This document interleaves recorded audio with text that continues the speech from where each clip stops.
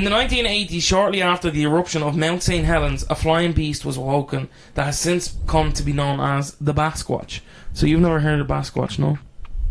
A couple minutes ago when we forced did this take. No, I've never heard of the Batsquatch. It sounds like Bat and Sasquatch. Yeah. We definitely didn't record this and get interrupted. It's a Sasquatch's, if it was Batman. It's a Sasquatch's persona. That doesn't... It doesn't make sense. Okay.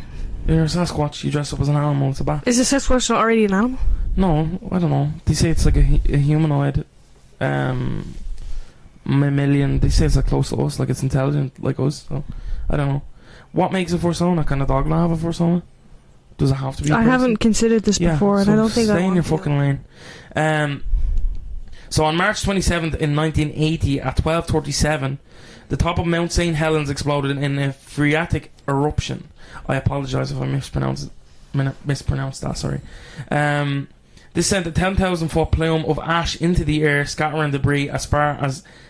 Now, I don't know what I meant by this, but as far as the Bend to the south and Spokane to the north. March 27th would mark the dramatic beginning of a series of events from St Helens. Earthquakes, further eruptions, and lightning storms raged throughout the area for months. These events culminated on May 18th when a magnitude 5.1 earthquake triggered part of the volcano into the largest landslide in recorded history.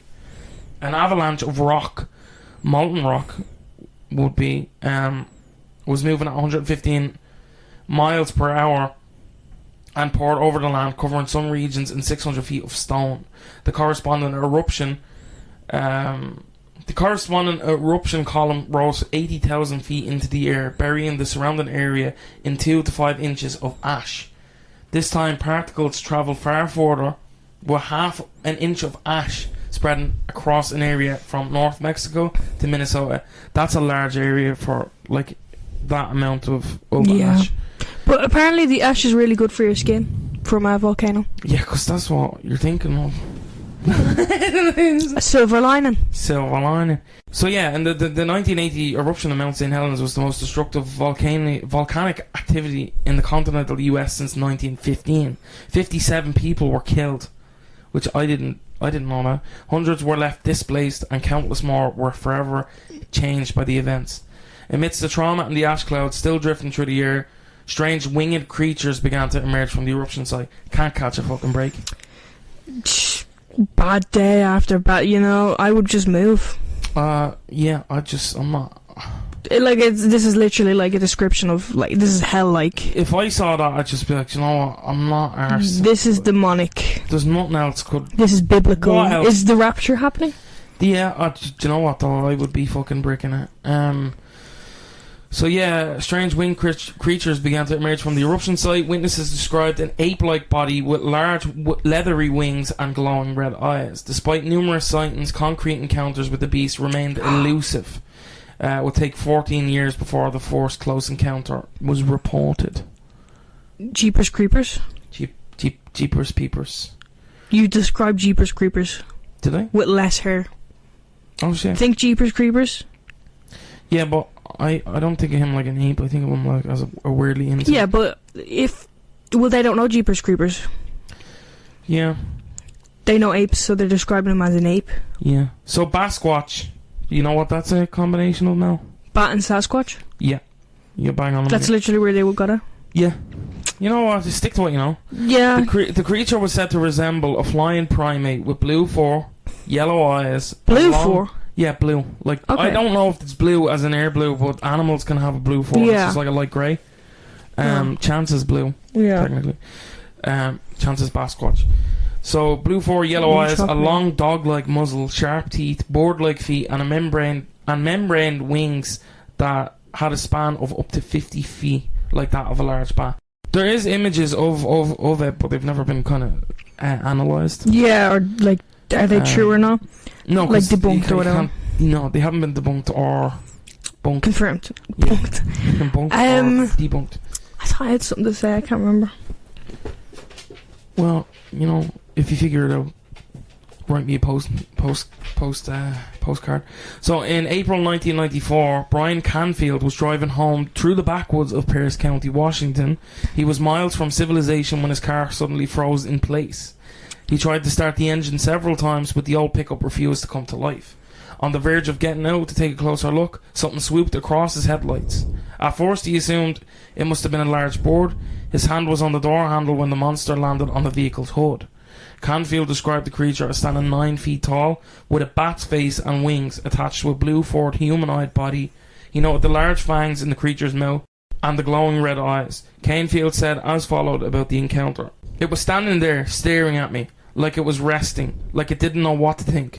I was so scared it raised the hair on my arms. I didn't feel threatened, I just felt out of place. It was looking right at me in a deep stare, like right through me. It's standing perfectly still. It stood for how long? A few minutes? Several minutes? Then its fingers twitched and its wings began to unfold. Those wings were as wide as the road. It turned its head and looked back at me and started flapping its wings. A few minutes later, the truck started and I took off as fast as I could. So, in that account, from what I'm gathering, that was a direct quote from Brian Canfield. It seems like the creature has the ability to kind of stall engines and stuff.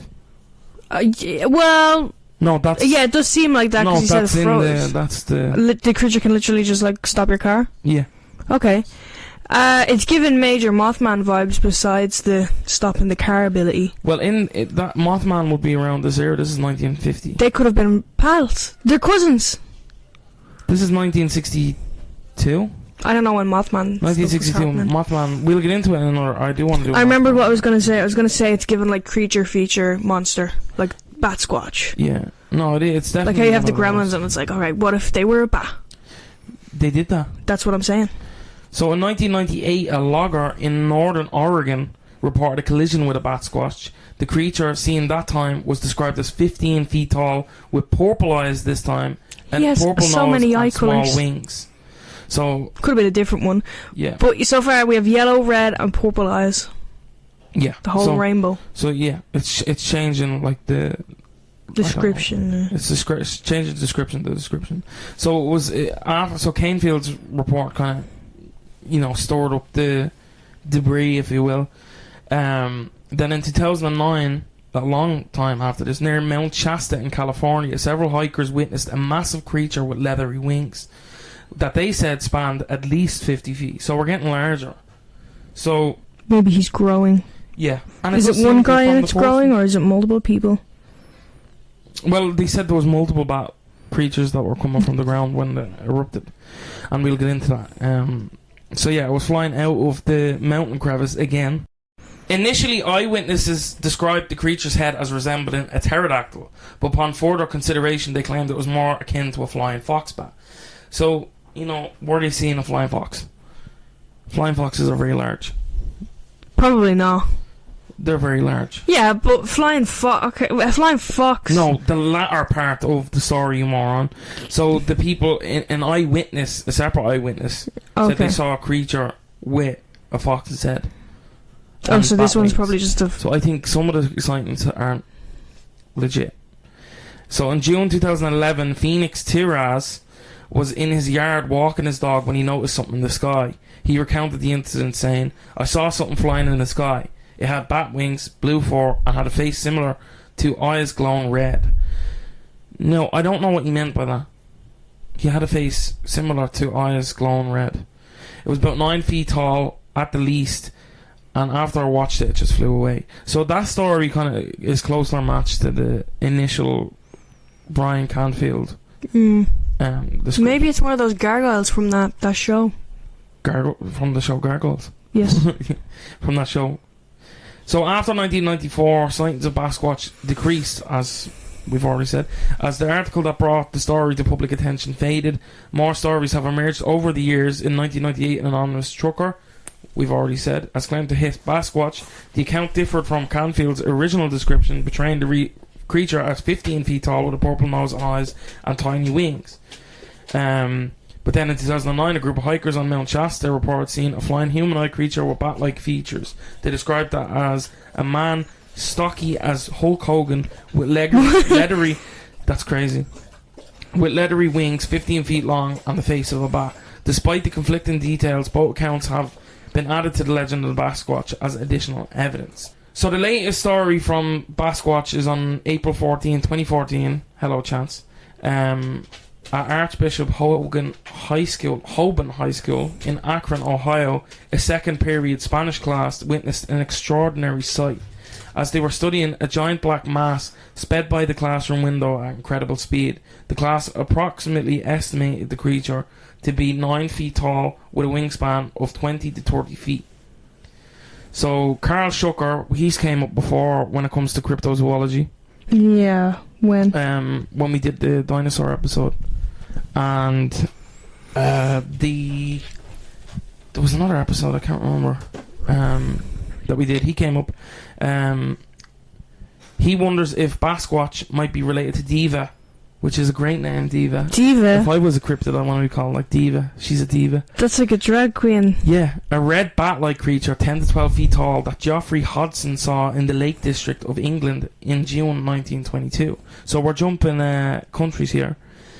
He also heard from Mark Phillips that there had been sightings of a 30 to 40 foot wide orange bat, which he thought might also be related to the Batsquatch.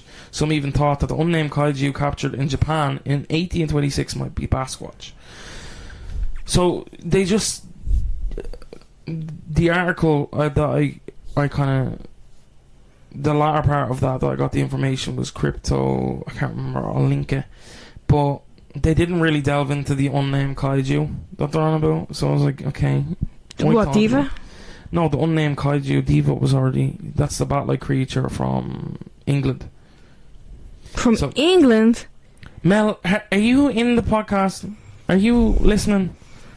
I want to know more about this Diva. I'm gonna fucking hit you with a microphone. So we're gonna move on to... In the light of that and what the relatives could be, you know, we've already discussed Mothman and stuff. We'll get into some other potential relatives that are in the area, which are very close to the mythos. So the Skookum is a cryptid that the natives of the Pacific Northwest describe as a feared mountain devil capable of taking any shape. However, in the modern version of this legend, the creature's features are strikingly ape-like. Mel, don't ever ask me about my features.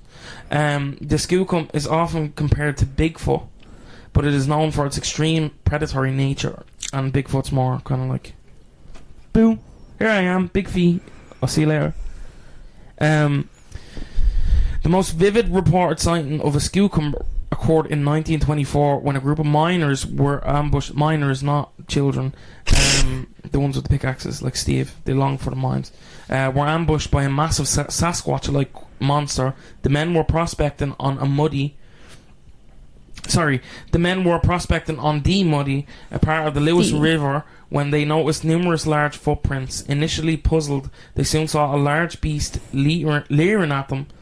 Why did I say leering? Leering at them from behind a tree. Terrified, one of the men shot at the Skookum, apparently hitting it. The creature fled into the canyon, but the body was never found. That night, it seemed the Skookums decided to retaliate. The miners' accommodation was attacked for approximately 5 hours, with the creatures attempting to break in using rocks. The men fired shots, but their efforts seemed ineffective. Since there were no windows in the accommodation, the men couldn't see their attackers. They believed there were more than 2 creatures attacking the building. Another party of men investigated and found large footprints around the building, but there was no other sign of ape-like creatures. So we're jumping ahead to the 1990s. Bigfoot researcher Henry Fanzoni investigated the Skookum after spotting one in Skookum Lake. You know, that'll do it, you know. Yeah. You're at Skookum Lake, Oregon. He and his companion allegedly stood just 10 feet from one of these creatures, sparking his interest and prompting him to collect local stories and legends. Franzoni recognized the connection between the place names and the sightings. We've done that. Highlighting the presence of tens of Skookum place names across Washington State. In September 2000, a team of researchers, including Dr. Leroy Fish and Tom Powell, embarked on an expedition to Clifford Pinshaw National Forest. Their mission was to find evidence of a legendary creature known as skookum. After 7 days of research, and they successfully laid a trap and bait and discovered a large animal impression. They promptly took a cast of the full body impression. So it wasn't just like one yoke. He laid down and made snow angels. Like, it's a full body impression. I think this is actually out there somewhere. Or maybe it fell. Which is funnier. That's embarrassing. Yeah, because like with the snow angels, it would have been like a big blob of footprints. Just footprints leading up, and then just like him flat, and then like just a little like shuffle, yeah. Little shuffle marks on his little face in the muck. Perfect cast of his face down in the muck. Somehow we got just his face just in shock. His embarrassed look is just forever immortalized. So Dr. Jeff Meldrum, a professor of anatomy and anthropology, professor of anatomy and anthropology at Idaho State University, examined the cast. Despite Dr. Meldrum's expertise, the cast remained unidentified. It couldn't be attributed to any known Northwest animal, and Dr. Meldrum concluded that it would represent an unknown primate. This opinion was echoed by Dr. Grover Krantz. That's a great name, Grover. Reminds me of the little stuntman. Big Percy Jackson fan? No, I was thinking of oh no, is his name Grover, the little fellow who likes chickens in the Muppets? No, but there is a blue Grover. I like Grover. So the opinion was echoed by Dr. Grover Krantz, a retired physical anthropologist from Washington State University, and Dr. John Bindernagel, a Canadian wildlife biologist. So they got the big dogs in on this one, and they all were like, hey, this embarrassing mishap that happened to this creature, that's a legit creature. This weren't no guy in a suit. Imagine if it were a guy in a suit, like a Scooby-Doo situation. There was one that flew. Was it the Velociraptor? What are you talking about? In Scooby-Doo. Velociraptor? Was there there was one that flew. It was in the movie, the live-action movie. It was like the big bad. Was it a pterodactyl? No? Was it pterodactyl? It was a pterodactyl ghost. Okay. So however, detractors argue that the imprint was likely made by an elk. The print was a body, not a footprint, and there was no related footprints found near the scene. This discrepancy led some to believe that the mark was not made by a skookum. Believers, on the other hand, suggest that the animal was clever enough to hide its tracks, but if that's the case, why would it leave an imprint of his body? The skookum cast continues to be a subject of much debate and speculation. So he probably fell from a tree. He fell from a tree. He fell from a tree. Like, I'm really good at covering my tracks, but I fell from a tree one time. I fell from a tree. That's why there's no tracks on the ground. Or it was an elk and it was like their antlers. I have a story. Yeah.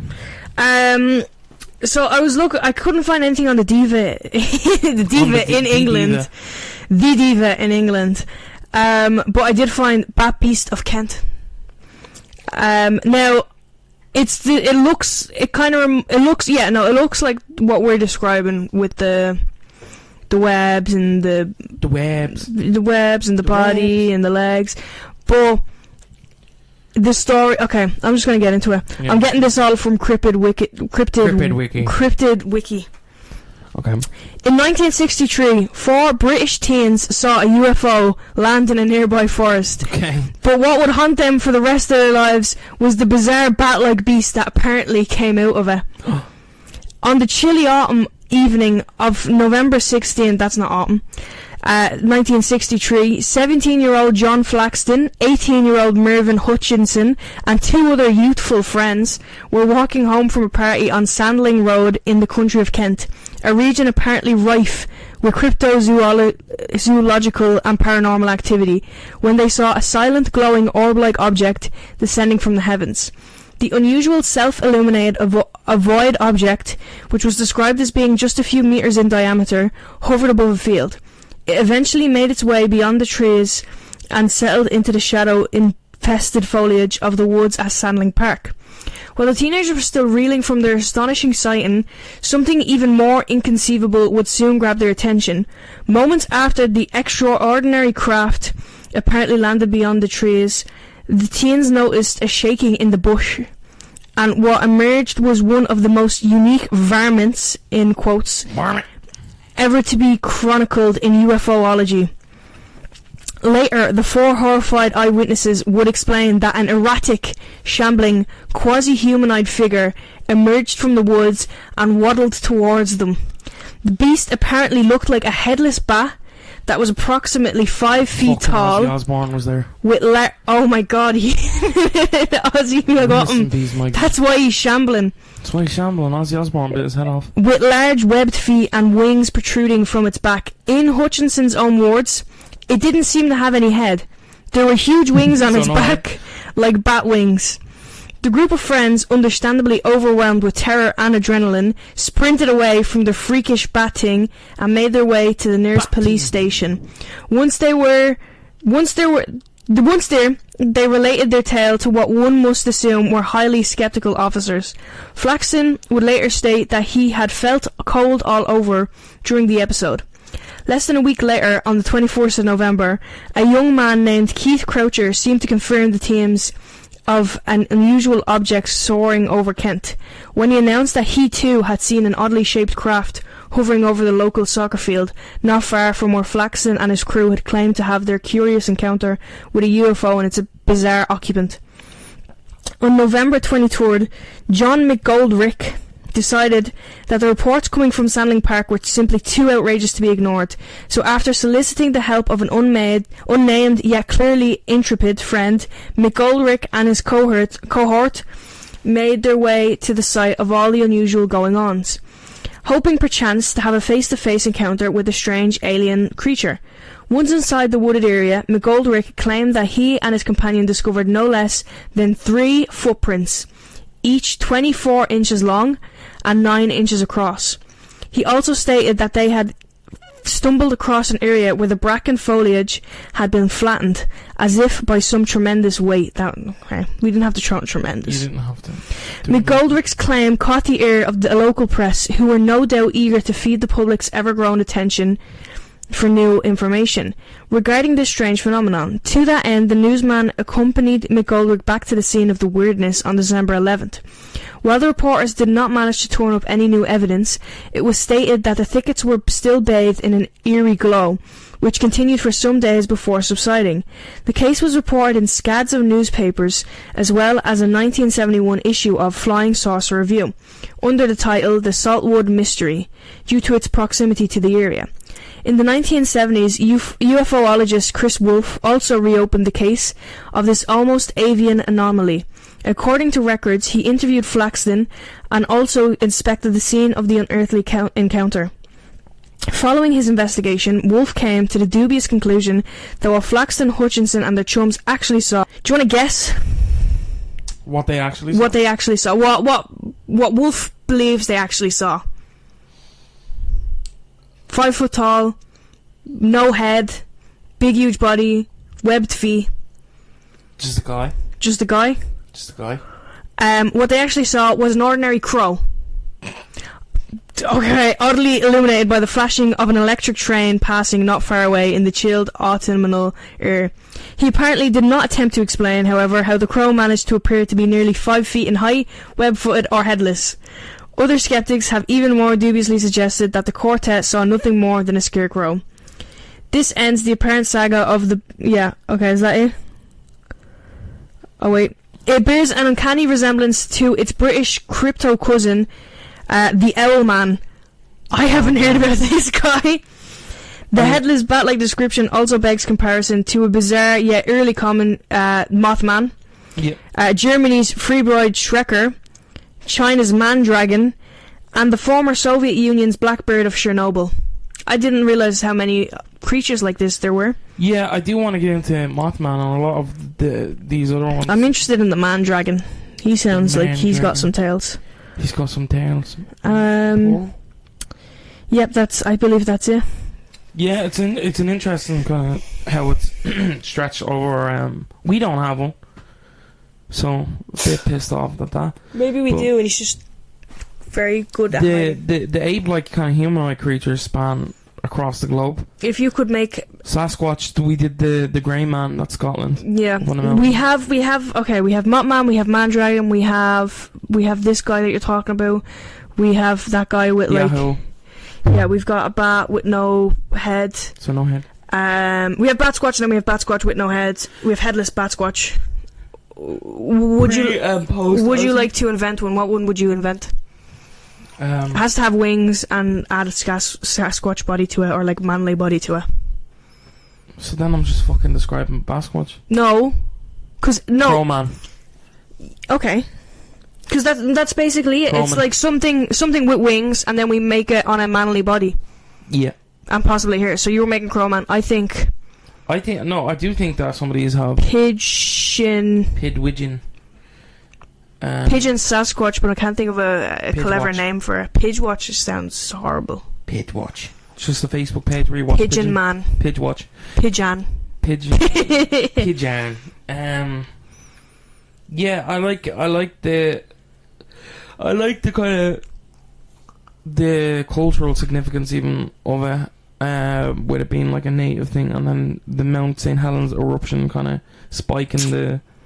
Maybe the St Helens eruption, and then all the Mothmans and the. Oh, they say that all the creatures came out. Listen, I don't want to dispute something, but there's a lot of evidence, the cast and stuff like that of the body. I know they said there's no footprints, but in the initial story they never said there was no footprints. People just took it as, oh, you didn't get cast of footprints, so we can't say this is an animal. You could have flew. Yeah, he has wings. It's a flying creature, so I don't know. It also, just because one person was a bellend and fucking. It's crazy that he can stop cars.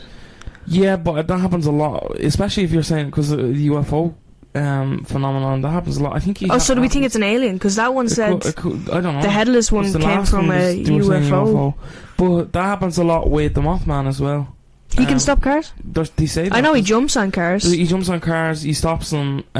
So he just stopped them with. We'll get into Mothman. I want to do an episode on Mothman. Yeah, I want to do an episode on Mothman. That's one of the most kind of most popular in the world, and there's so many theories that. I do think he is like one of the most popular cryptids. He is, yeah. There's a whole statue for him that's Build-A-Bear. up. Yeah, Build-A-Bear. There's merchandise and stuff. I'd say Mothman now is on par with Bigfoot and Nessie and stuff. Yeah. I'd say it's Nessie, Bigfoot, Mothman. I think that's like the big three. four. Who's the big four? Like the Columbus, the heads. I don't know. Loch Ness. Is it Mount Rushmore? Yeah. So I'd say Loch Ness. Yeah. I'd say Mothman. Yeah. I'd say Bigfoot, obviously. Yeah. I'd say maybe Jersey Devil. I don't know. That's on par with Mothman. I know, but I don't know. In terms of like the town, like there's a whole town that's big on it. I don't know. I don't know if it's mainstream though. I don't know if you went up to. If I went up to someone and I was like, "What's a Jersey Devil?" They'd say, "I don't think they know." The Jersey Devil is huge, Mal. You're sheltered. The Jersey Devil, I see at least 3 times. Cloven, it's creepy. Yeah. He lives down the street. He lives down the road. He lives down the road. Just there, the red fella. Just, you know. You just look at the window. Jersey Devil tips his hat like, "How you?" Jersey George. Jersey George. How you doing, buddy? Hey, I'm walking here. I don't even know what Jersey. I don't even know what he does. I don't know what he looks like. Is he evil? Isn't it? It's like next to New York. Yeah. So this guy, he seems to be like attacking people. I would say he's not friendly. I would say what gives it a little bit more credit is the people in the area for centuries talking about it. The natives and stuff like that, and original stories of it coming from crevices as well, and then this massive kind of eruption happens, causes a crevice, and then more kind of leak out of it. That's cool. It is very hellish. Story or cool it is a very hellish movie idea thing. It is a very hellish kind of. I think there's a book like that though. Where probably there is a book. No, I was reading it. I can't remember what it's called. Dante's Inferno. I think it's Claw, but I think it ended up or maybe The Shuddering. It was one of them. I think it was Claw, but basically it just turned out to be a bear. I think. I don't know, or like an animal. But it was like an ice age one that was just living under there. So it could be subterranean creatures that are just, I don't know. Could be a guy in a force. It could be animals. It could be just bats. Could be a guy who made could wings. Be flying foxes. Could be anything. Any number of things. Could be Icarus. Who knows? I want to believe in it. I think. I don't it's think I strange believe. in it. No. Yeah, you just you know what, you're belling. It'd be cool. It would be so awesome. I think the only thing that disputes it is how much it changes from person to person. Like it's always like blue for. No, it looks like a bat. Yeah, it has now it different looks like eye a colour fox. every time. Now it looks like a pterodactyl. Now it has blue eyes. Now it has red eyes. Now it has purple eyes, yellow eyes. They never had blue eyes. It would be cool. I believe in the Yahoo probably. Yeah, I'd say because this isn't necessarily the same story. That's just one that kind of is in a culture. I want to know more about this diva. We'll. I couldn't find anything about her. I tried. Neither could I, because it's DEVA. Where did you say DEVA? Yeah, DEVA. I was googling a lot Diva. of other stuff comes up about like angels and stuff like that. But yeah, that's what I have for you this week. I just thought we've done ghost stories quite more frequently recently, so I thought we'd go back to cryptids a little bit. We bounce back. So yeah. Anything more to add now? No? Can't find nothing? No, it says there's no such thing as There's no such thing as there is.